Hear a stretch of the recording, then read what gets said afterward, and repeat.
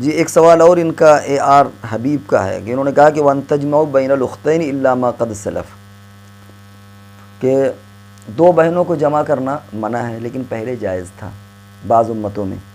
اور ان کا اعتراض ہے کہ الا ما قد سلف، یہ بھی دیکھیے قرآن پر اعتراض ہے، اس لیے ہم نے شروع میں کہا تھا کہ یہ اصل اعتراض مسلمان کا ہے غیر مسلمان کا. اگر غیر مسلمان کا ہے تو پھر اس انداز میں وہ بحث کرے تاکہ ہم اس کو اس پیمانے سے اس پر ہم سوالات جواب دیں.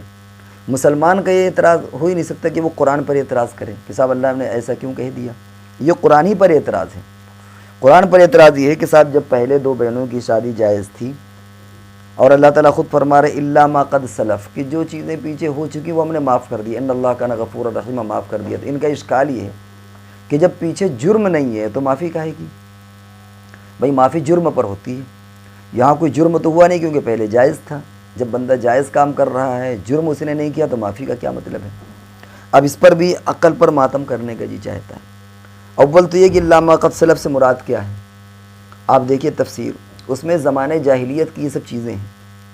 اور الا ما قد سلف سے یہ بھی چیزیں بھی آتی ہیں کہ فرض کر لیجئے کہ پہلے کسی نے اس طرح کی شادیاں کی اور بچے پیدا ہوئے تو وہ بچے ثابت النسب کہلائیں گے، ان کا باقاعدہ رشتہ جڑ جائے گا.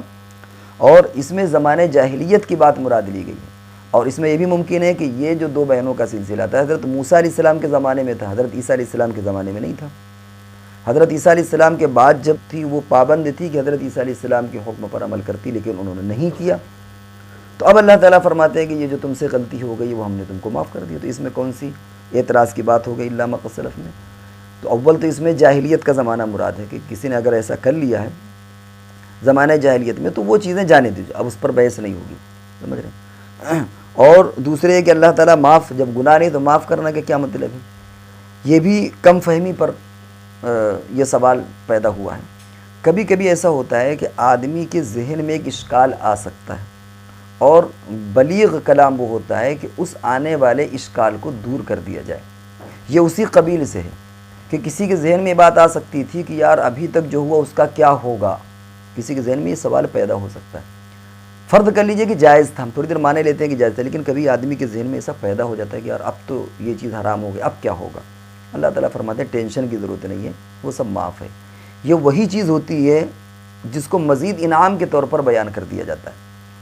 دیکھیے نماز کے تعلق سے اور بہت سے تعلق سے جو بہت سی آیات اور حدیث آئیں، ان میں صحابہ کرام کو ڈر ہوا کہ ہم میں بہت سے لوگ ایسے ہیں جن کا انتقال ہو گیا اور وہ مان لیجئے کہ اس وقت شراب جائز تھی، شراب انہوں نے پی لیا، اب انتقال ہو گیا اور اب قرآن کی آیت نازل ہوئی تو ان کی پچھلے اعمال کا کیا ہوگا؟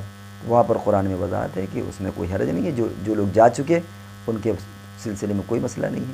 تو یہ جو الا ما قد سلف اور ان اللہ کان غفور الرحیم ہے، یہ اس پس منظر میں بھی ہے کہ انسان کے ذہن میں یہ بات آ سکتی ہے کہ جو اب تک ہم نے غلط کام کر لیا، ممکن ان کو خود ہی پتہ نہ ہو کہ وہ جائز ہے کہ ناجائز ہے، وہ کنفیوزڈ ہوں، تو ان کے ذہن میں یہ بات آئی کہ کہیں ایسا نہیں ہم نے جرم کر بیٹھے، اب کیا ہوگا؟ اللہ تعالیٰ پیشگی گویا ان کو تمغہ بتا رہے ہیں کہ دیکھو اس پر کوئی حرج نہیں ہے، اللہ تعالیٰ تمہیں معاف کرنے والا ہے، اللہ تعالیٰ تم کو معاف کر دے گا. تو پہلے اعتراض سے پہلے آپ کو الا ما قد سلف کی تشریح دیکھنا چاہیے اور پھر اس میں ان اللہ کان غفور الرحیمہ پر بھی غور کرنا چاہیے کہ کلام کبھی انعام کے طور پر ہوتا ہے، کبھی شکوک و شبہات کو دور کرنے کے لیے ہوتا ہے. سمجھ رہے ہیں؟ ہمیشہ کلام کا ایک ہی فلو نہیں ہوتا، ایک ہی اس کا پس منظر نہیں ہوتا، بلکہ کبھی کبھی کلام کے مقاصد دوسرے اور بھی ہوتے ہیں. تو یہاں پر جو ان اللہ کان غفور الرحیم وہ اسی قبیل سے ہے. اللہ تعالیٰ فرماتے ہیں کہ جو چیزیں ہو گئی ہیں ہم تمہیں یہ سرٹیفکیٹ دیتے ہیں یا اپنی طرف سے تمہیں یہ اعلان کرتے ہیں کہ اس پر تمہیں ٹینشن کی ضرورت نہیں ہے، اللہ تعالیٰ نے وہ سب معاف کر دیا.